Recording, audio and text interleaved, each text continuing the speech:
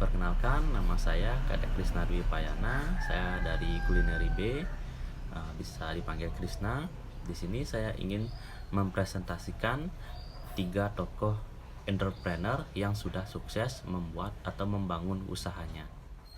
Di pikiran saya waktu itu keluar dari orang tua, merantau ke Denpasar, saya bisa punya rumah tipe 21, maksimal tipe 45. Itu cita-cita, harapan saya.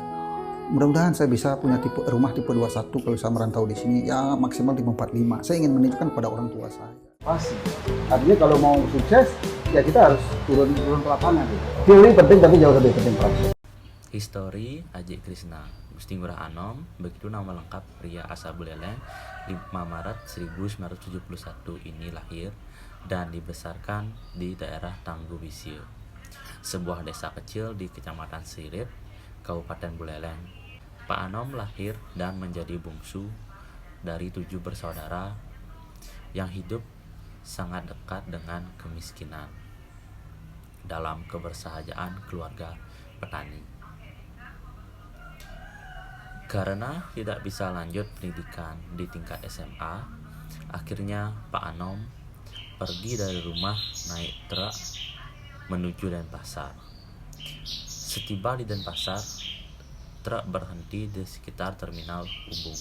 Beliau melanjutkan perjalanan mengikuti langkah kakinya. Selanjutnya, beberapa saat setelah istirahat, akhirnya Pak Anom memutuskan untuk menetap dan menumpang sementara di pos satpam itu.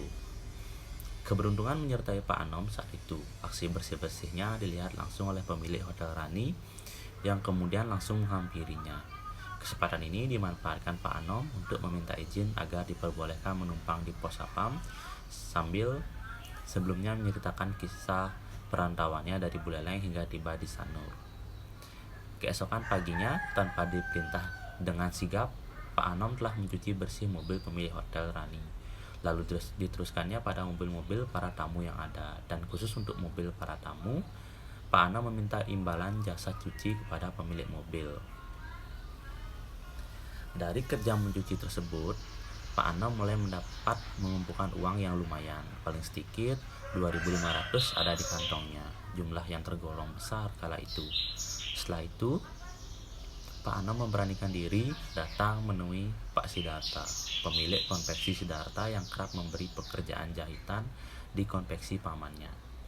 Melihat kesungguhan pemuda yang ingin sekali bekerja, Pak Sidarta memberi kesempatan kepada Pak Anom menjadi pegawainya dengan tugas pertama sebagai karyawan lapangan, mengambil dan mengantar keperluan jahitan. Selama mengabdi di konveksi Sidarta, Pak Anom diberlakukan sangat baik sehingga ia berusaha kerjas menunjukkan kerjanya sebaik-baiknya. Pak Sidarta selalu memberikan petuah-petuah untuk memotivasinya. Berkat itulah, wawasan Pak Anom perlahan terbuka hingga jauh melampaui kedewasaan pemuda seusianya. Memasuki tahun 1992 konveksinya, maka Pak Anom didukung istrinya memberanikan diri membuka toko baju kaos di Jalan Nusa Indah, Denpasar, dan memberikan trademark usaha konveksinya dengan nama Cok Konveksi yang berlokasi tak jauh dari areal gedung Art Center sebagai pusat kegiatan pesta seni dan budaya Bali. Kurun waktu yang tak terhitung lama, nama Cok Konveksi telah mampu diperhitungkan sebagai salah satu industri besar di Bali yang menjadi pembuka gerbang kesuksesan pemuda asal Buleleng ini yang kemudian akrab dipanggil dengan sebutan Pak Cok, persis seperti nama usaha konveksi miliknya. Kemudian Pak Anom menggagas sebuah ekspansi usaha yang lahir dari ide cerdas untuk memanfaatkan arus wisatawan yang berkunjung ke Bali. Dalam benak Pak Anom tergambar niatan membuat sebuah sentral oleh-oleh khas Bali yang menyediakan semua pernak-pernik khas Bali seperti aneka camilan, kaos anak-anak dan dewasa, batik, tas dasi alat musik tradisional, aksesoris pria, dan masih banyak lainnya. Ide itu pun kemudian berhasil terrealisasi dengan dibukanya sebuah pusat oleh-oleh Bali yang bernama Krisna Oleh-oleh Khas Bali pada tanggal 16 Mei 2007 di Jalan Nusa Indah nomor 77 Denpasar, Bali. Dari sanalah lalu muncul outlet oleh-oleh Krisna selanjutnya dari Pak Anom, dan Pak Anom dijuluki sebagai Aji Krisna. Ini sekitar 5 tahun yang lalu, aku bertani di daerah Parungkuda di Sukabumi. Ya. Yang aku lihat masalahnya petani susah mendapatkan opsi ke pasar langsung karena rantai distribusi yang panjang ini. Setelah ngobrol-ngobrol sama petani itu dimana aku lihat dan pengen mulai Sayurbox sebagai shopping experience langsung dari petani kepada ke pembeli. Menurut aku zaman sekarang itu penting kita tahu bahan produk makanan kita itu dari mana asalnya. Sayurbox hadir hasil dari Amanda melihat kesulitan petani dalam menjual produknya, terutama dalam logistik dan pendistribusian. Oleh karena itu, Amanda ingin memecahkan rantai distribusi tersebut dengan menciptakan platform Sayurbox, hingga para petani dapat menemukan pasarnya sendiri. Nama Sayurbox sendiri tercipta dari sayur dan box sebagai pengirimannya. Namun, kini Sayurbox sudah meluaskan produknya hingga buah dan daging. Fokus dari Sayurbox sendiri adalah memberikan bahan yang segar dan sehat.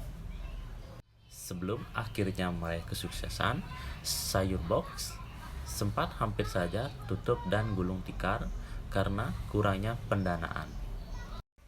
Pertumbuhan eksponensial pun terlihat melalui penambahan berbagai produk hingga pembangunan jaringan gudang mikro untuk quick commerce atau layanan cepat fitur sayur kilat di aplikasi Sayurbox. Dengan begitu, segala produk segar yang ditawarkan dapat diantar ke konsumen hanya dalam waktu lebih cepat. Sayurbox terus melakukan terobosan dengan sejumlah pertumbuhan dan perkembangan. Kini sudah lebih dari 5.000 produk hasil pertanian dan peternakan yang tersedia di platform Sayurbox, termasuk ikan, ayam, dan daging merah segar, bumbu-bumbu dapur, rempah-rempah, hingga makanan jadi. Dengan tingkat pemesanan konsumen yang semakin membludak, Sayurbox pun kini kian moncer, melayani hingga jutaan pelanggan. Sampai saat ini sudah ada lebih dari 10.000 petani yang digandeng Sayurbox sebagai mitra. Kemitraan tersebut terjalin dengan para petani dari berbagai kawasan, termasuk Bandung, Surabaya, dan Bali. Selanjutnya, hasil tani yang ada lantas dikelompokkan berdasarkan kualitasnya, yaitu grade A, B, serta C. Alasan jujurnya saya bikin Gojek itu karena saya membutuhkan layanan tersebut. Karena kemana-mana naik ojek, waktu itu saya di konsultan, kemana-mana kalau mau meeting naik ojek, karena kalau naik mobil nggak bakal nyampe, meeting klien bakal selalu telat. Tapi kenyataannya kalau lagi butuh ojek nggak ada, kalau nggak butuh ojek menu-menuhin di pangkalan. Histori Nadiem Makarim. Nadiem Makarim, pendiri Gojek, lahir di Singapura 4 Juli 1984. Nadiem Makarim lulusan Harvard University dan selama setahun Nadiem Makarim mengikuti program Foreign Exchange di London School of Economics. Ia juga melanjutkan studinya di Harvard Business School, Harvard University, dan lulus dengan menyandang gelar MBA, Master Business of Administration. Ide bisnis transportasi Gojek sendiri berasal dari pemikiran Nadiem ketika ia berdiskusi dengan tukang ojek langganannya. Nadiem Makarim jarang menggunakan mobil karena mobilitasnya yang tinggi. Ia lebih sering menggunakan jasa ojek. Dari perbincangan dengan para tukang ojek, ia menemukan kenyataan bahwa hampir sebagian besar tukang ojek menghabiskan waktunya hanya menunggu pelanggan saja dan susah untuk mencari pelanggan. Di sisi lain, kemacetan Jakarta makin memburuk, maka dibutuhkan sebuah layanan transportasi yang cepat serta pengiriman yang cepat untuk membantu warga Jakarta. Kemudian, pada tahun 2011, Gojek sebagai perusahaan resmi didirikan oleh Nadiem Makarim yang kemudian menjabat sebagai CEO Gojek. Awal berdirinya Gojek, Nadiem Makarim hanya memiliki 20 driver Gojek dan sistemnya dari telepon call center. Pada waktu itu, jumlah karyawan Gojek masih sangat terbatas dan drivernya pun juga masih sangat terbatas. Namun, keyakinan dari Nadiem Makarim akan perusahaannya membuat Gojek bisa bertahan hingga melaju pesat beberapa tahun berikutnya. Pada tahun 2015, Gojek makin terkenal ketika merilis aplikasi mobilenya, sehingga makin banyak menarik minat pelanggan baru yang menggunakan jasanya. Nadiem Makarim sendiri benar-benar memanfaatkan perkembangan teknologi untuk kemudahan pelanggan menggunakan jasa Gojeknya.